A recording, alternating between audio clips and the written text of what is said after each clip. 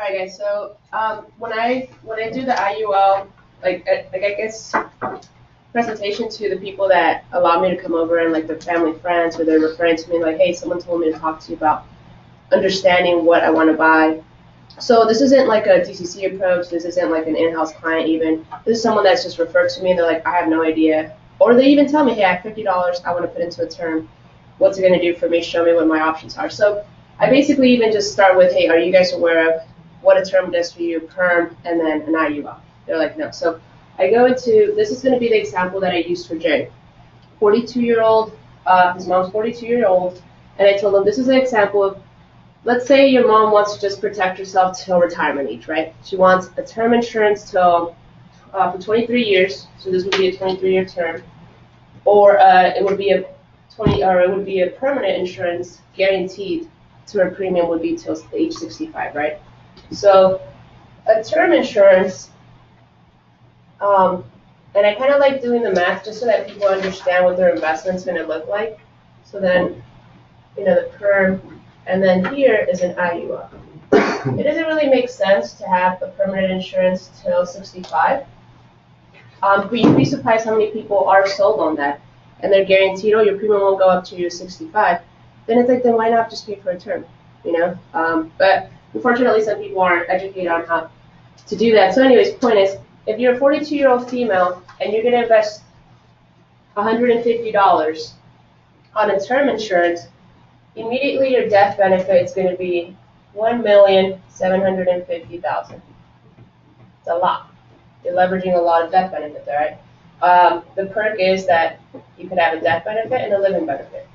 With the perm insurance, for that same amount of money, you have the $325 in death benefit. You have living benefits. You can tap into it. You have an ROP option, which we all know is just baloney. No one's going to possibly keep that till 25 years, but hey, it's a selling point. But the cool thing is that you're making everyone aware, or you're making this client aware of that. Doesn't matter what you go into. If you pay into this product till you're 65 years old, all across the board, you will invest $41,049 into leveraging either the fact that you'll die or leveraging the fact that you don't want your life insurance to go up. You possibly will outlive it, so now you're like, hey, let me overfund this permanent life insurance if something happens to my health.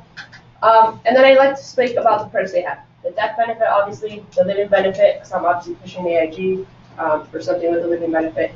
And then I jump over to the IUL, which is a significantly much smaller death benefit. I like to educate my client on keeping this really low. This is for retirement purpose. So I set it up really low. It'll be $55K, and it'll be increasing. So as they get older and they possibly, risk getting sick, they have the option to have $55K to $135K. They have the living benefit. Obviously, they can tap into it. But then now they have the retirement. Oh wait, I like to really emphasize this: the tax-free retirement portion of it, right? So they have that rider. So anyways, I go into telling them a term. If you get a 20-year term at 65, obviously you age out of it, but if you would have died, you leverage the security of leaving your family with an extreme financial wealth, security, they won't ever have to worry about it. Then your perm insurance is like, okay, well, I didn't die, but I also, I possibly have the idea that, hey, in my family, there's a lot of risk for this, etc. And I want to make sure I have permanent insurance, so if I do outlive it, I have something there, right? They have the cash value that they could pull from. I don't really push the cash value portion of it, because now the death benefit, they can have that accelerated if they have a qualified event. But the IUL, it's obviously a much smaller death benefit, but now it has it does three functions for you. It works as a security, as a death benefit if you were to die. It works as a security if you need a living benefit, you need to tap into it.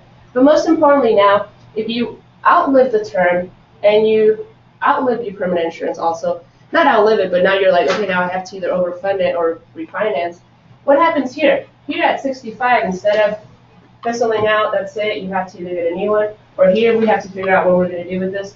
Here at 65, if you have the lifetime income rider for yourself, which is something you would definitely set up your client with, if this is the way you're trying to structure it, the client is now going to see that the return is going to be 100, and I'm just going straight through the examples.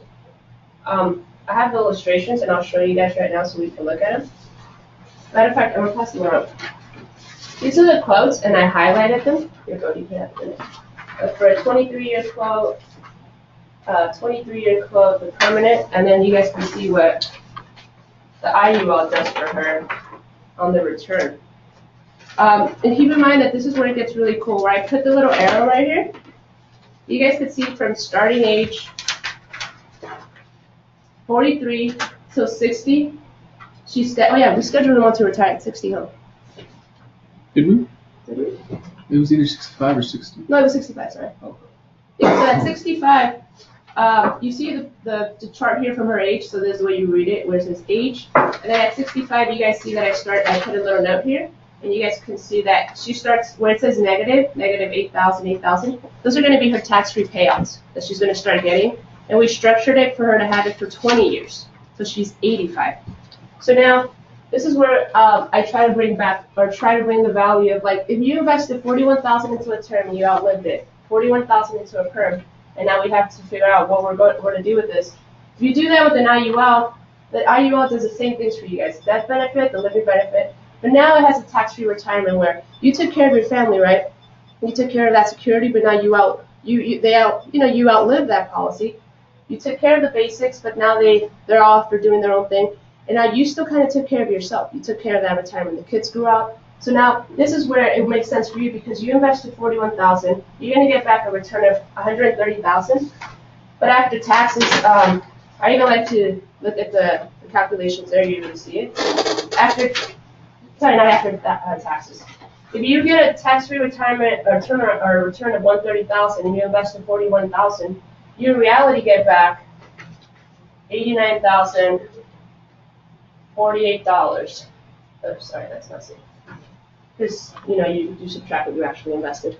So this is where the client will tell me, like, well, yeah, it'd be nice to keep, leave $1 million, but you're right. I'm putting all this money into it, and this kind of works as a security to never have my premium go up. But this here works as 3. It works as security to keep my death benefit, guaranteed till 65. If I outlive it, then now I have a retirement account that it's kind of like a savings account where it's not, working for myself. And then this is where it's even better for them. And I tell them, look, and even after you outlive it, let's say when they get to 85, when their payout, their lifetime income rider basically stops, their policy's still active.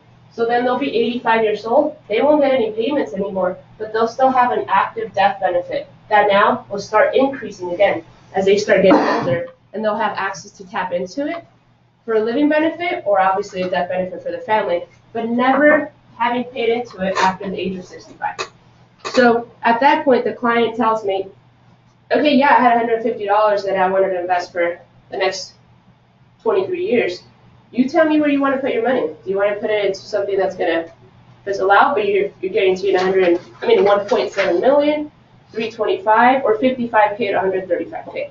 At that point, the person's like, okay, well, what does an IUL for 100 look like, and then a term for $50 look like? Some security for a higher death benefit, but not necessarily $1 million. I'm not going to leave them rich or whatever. And now they start the wheels start turning in their head, and half the time, maybe 80% of the time, they've all told me I have $50 I want to put into a term, and they go into this whole mentality of they're like, I want an IUL for $100. Because yes, the death benefit matters, but you're right. They're going to grow up one day and leave me, and they have their own families. And what happened to me and my investment here, someone should have taken care of me. If they're stay-home moms, or even if they're not stay-home moms, they just probably need a supplemental retirement. And that's when, after they've been educated on this, then I start getting into the whole the IUL, why it's ideal over the 401k. Not that I think it's ideal, but why I think it's got its pros. Because it's got the security of, 1, it's tax-free retirement. You never have to report that. 2, you don't have the 59.5 rule, so you can extract that money if you have an emergency. So it's one of those. It's the only type of tax-free retirement you'll have in America besides the Roth IRA. But the Roth IRA limits you to $6,500. So this one, if you could dump a bunch into it, $10,000 a month. Can you imagine what the heck that's going to do for you as far as like compound interest and retirement? So that's the way I go about it. I have a question. They'll let you too. I don't think anyone would do that. I have a guy that does like $1,500. Can you roll over, or can you dump money into it starting out? Like, let's say 10,000 to start, and then pay 100 a month. Depending on where it's coming from. Yeah. Oh, it Like has to come if from you, tax yeah, account? it has to come from your tax money. Got it. Because IUL, the way IULs work is that you can only dump money that you've already been taxed on. If you, yeah, after tax dollars. If you dump money like you're trying to 1035 roll money in there from another like retirement account, they won't do it. But if they have this cash in their bank account, they're wanting to start maybe an annuity or something, they don't have a large lump sum. I just did it for a guy. He put in 8,000 out of his own money, just cash. He just wrote a check for 8,000 and started it off, and so it kind of gave it a jump start. Like a 7-year pay test also that you can't. The total premiums that you would have paid in over 7 years, you can't. The lump sum that you're putting in can't exceed the amount of premiums you would have paid for 7 years. Otherwise, it's a modified endowment. Yeah. This one, the one that we're setting it up is, or the way I've been setting it up for my clients, is the lowest death benefit with an increasing, and then no MAC, lifetime income rider, or retirement income protection. In the illustration, you can also, You can play around with it. You're under it. If you are gonna put in, if you are gonna put in a lump sum, you can just, it'll tell you if it's gonna be a MAC, and then you adjust the base amount to where it's valued to. Right. So Karla, was this a real life situation? You prepared? This was for Jerry. Got it. Jerry's mom. On the term policy, who is that? That one. These are all AIG quotes. Got it. So I went across the board with $150. Keep in mind they're off by like $2 maybe, like 153, maybe 148. Yeah. But all across the board, 150. So when I've done this for anyone that comes in and they're like, hey, show me what my options are. I'm like, okay, what do you want? You like, I remember an agent giving me this example of like, hand them a paintbrush and have them paint their own picture. And that's exactly what I do. And I'm like, this is so easy. We could whip up 3 quotes based on exactly what you want. Keep in mind that whipping up a quote for an IUL, especially for like a 40-something, I would say 40 and above, it's kind of hard to get a quote that makes sense for anything less than $100 a month. Because it's like, come on, this is your retirement, $100 a month, really? Like, the quotes really just don't make any, like they make sense, but they're not as appealing as this example here. The $50 more was allowing us to grow that, that interest and show you that if you put $41 or 40 grand into it, you're gonna get almost like more than double your return here. Triple, but in this case, subtract what you've invested. So across the board, every time I've shown this to someone, based on 200, so people tell me I have $500 I want to put into it. I mean, these numbers are so crazy appealing. One of my guys that I have, the first guy I did this for, he pays actually $1,300 a month. And he was going to do a 10-year term, 20-year guarantee on the perm, paying pretty much, for the perm, he was going to pay like $700. But then he did the IUL for 10 years. He's going to get like $82,000 tax-free retirement, pretty much for the rest of his life, based on the premium he's paying. And that's what he needs, He's a doctor. He's already getting taxed so heavily. He's like, I need something different. I need another outlet. So yeah, this works for $100 or $1,000 a month. It's just a tax-free retirement. The IUL is it can be used as a like an IRA or a 401k, but still at the end of the years, at the end of the day, when you're having to file taxes, You can't deduct what you're putting in. not IUL. No. You either have to, if you're deducting it, the payout will be not taxable. Okay. But if you're not taxed when you put it in, you're typically going to be taxed. No, but you'll be taxed. You won't be able to put it in unless it has to be out of your own pocket. Right. So you're already taxed. No, I'm just thinking personally, like, to avoid having to pay taxes this year. Well, honestly, I'm probably gonna just start this up today. I have you know, guys that let's go ahead and dump it in right now. Yeah. I have two 403Bs that I'm working on replacing with an IUL right now. Okay. But the way that I'm trying to do, because a 403B is the same thing as a 401k, but for a teacher. For teachers. And they're like, I just got, like, one of my friends, she's like, I just got, like, you weren't kidding, like, I just got paid really hard, like, this past 2 months on my 403B. She's like, I really want to talk to you about this whole, tax-free retirement you're talking about. But it's weird because with the IUL, you have to also make them aware that they're paying for the cost of insurance too. So you can set them up so that they pay for the lowest cost of insurance, and we only set this up for cash flow, Right. And that's honestly the way you want to set it up, unless if they want a term insurance, and let's pay $10 for it, and then don't worry about paying for the COI over there, Right. and let's use this for the supplemental retirement. That's the way I like to call it. It's a supplemental retirement, but a lot of people are starting to see that. Oh shit, this is It like. it really just matters what they're looking for, do they want to be covered for a death benefit, or do they want Build cash it out. for retirement? One of my friends puts $800. She's a nurse at Kaiser, and she puts $800 a month, and Kaiser matches her 2%. And then when she saw the comparison here with the guarantee she would get here, she was like, "What the hell, those thieves over there?" She's like, "Let's talk," And I was like, "Let's talk after the holidays." Another thing to note when people are like, oh, well, I already contribute to a 401k or a 403b or whatever, those are generally tied to an open market, so they can lose money on those. They They're do. not Yep. safe. They don't have a There's no floor. guarantee. Yeah, these have a floor. Even some of them, I think AIGs right now is above zero, right? It's It's zero. a- It's 2%. Yeah, so you're getting a guaranteed 2% every They year. guarantee you 2, and it's a 7.5, right? Mhm. It's ridiculous. So, I mean, the point I'm making is that anytime I've done this for anyone, I hand them the paintbrush, they give me a number that they think, realistic, what do you think is going to put you in a comfortable state, for retirement? And then they start seeing it, and they're like, okay, yeah. And then, honestly, we cross out term, perm, and then we just focus on IUL and structuring their illustration to make sense there. So that's the way I've been doing it, and been very, successful with it. And it takes time, it takes someone that just wants to open up their home for you, and every single time they're like, hey, here's a cup of coffee, let's hang out, let's really sit here, and they're not rushed, there's no kids running around, I mean, it's that quality time that someone's really, willing to offer you. And it's weird because it's always someone's been telling me I need to talk to you, and I've been meaning to get around to this, but all right, let's get around to this, And I don't like to waste their time. At that point, it's I'm going to give you all the information you need, and however I can service you in any of these products that you might need for protecting your family or yourself. That's good. No, at least you know now. So yeah, that's it. You guys have any questions? Yeah, I haven't played around with these quote engines too much. Can you, let's say I wanted to have $500,000 in tax-free retirement income by the age of 65. Can you set it up so I want to see how much I have to pay in the premium each month? I have a friend named Ernest. And I'm structuring his retirement plan.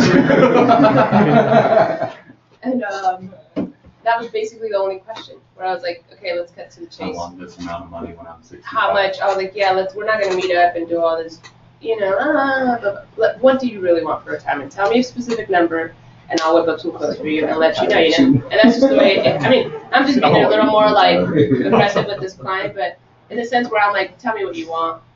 He wants this much tax-free retirement. Kent! I was gonna say the same thing. I was gonna laugh so hard. There's bullseye right in your throat. No, I'll joke you aside. Yeah, to answer your question, you could do that.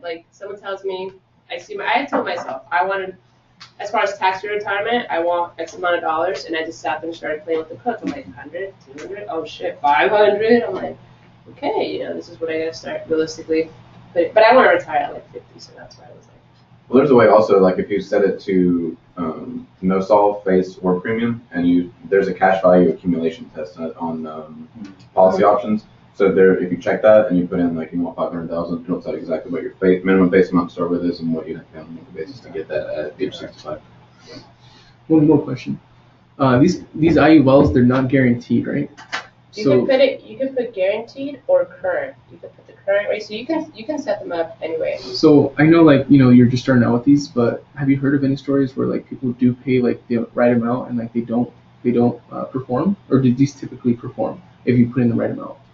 Honestly, yeah. I mean, they've been around for lots and lots of years, and I know a lot of people that actually have tax-free retirement for them, so they're pretty It's a pretty solid Solid plan. Yeah, plan. I mean, it's going to run for like 150 years. It's probably like even more solid than like, I mean, not that I don't think term or perm is solid, but I think annuities and the concept of it is a little older than even like the security of insurance, you know, that it's pretty solid. Yeah. Are you asking because kind of like the underfunded ULs that we see and stuff like that? Like if it's a similar. Yeah, I'm just thinking like if someone puts in all this money and then later like it doesn't turn out to be that way. Does that happen? Well, the big difference is that you're doing minimum face amount on the IUL, Right. so that all of it's going to the cash value and not the cost of insurance. So the thing that eats up the cash value in the permanent insurance is that they're looking for having $400,000 worth of coverage on themselves for 50 years, and that's just, you know, the amount of cash, that you have for that cost of insurance is huge. So that's why it's tough to do that. So that's why, and I think Manny went over it with me all the time with laddering.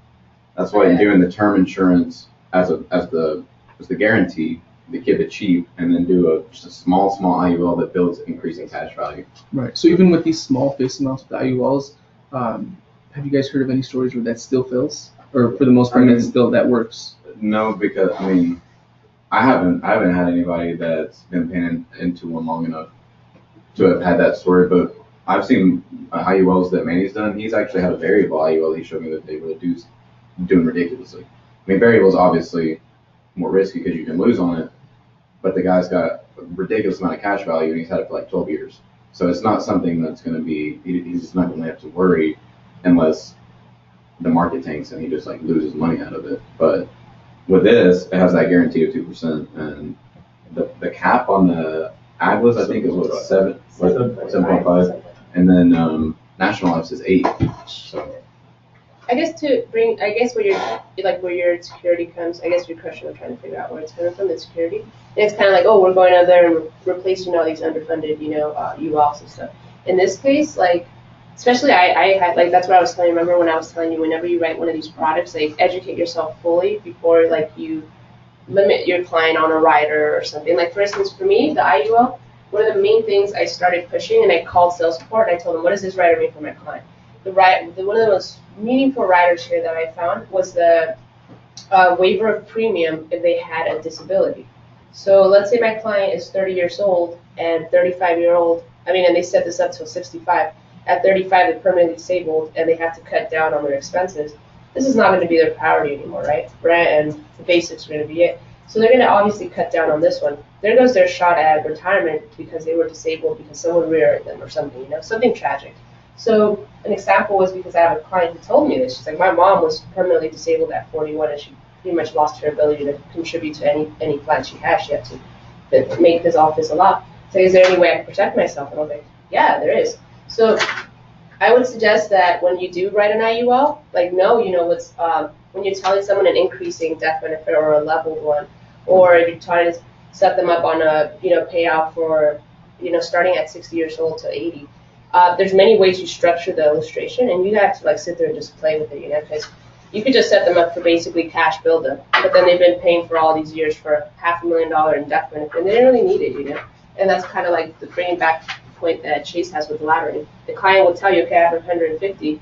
Yeah, maybe let's put $50 there and 100 towards a savings account almost is what they start looking at it as, But with the IUL, the security comes with you're structuring someone's retirement account, and those kind of contracts, you really can't mess them up, You just have to be really, really careful that what you're putting in there, the client, that you're aware of that the client's being sold on what you're actually selling them, So if it's 2% guarantee and a 7.5 cap, they're going to get that.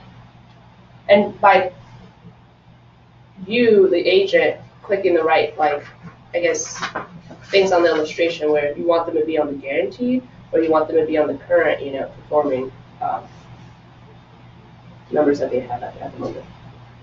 So yeah. Thank you, Karla. Thank you.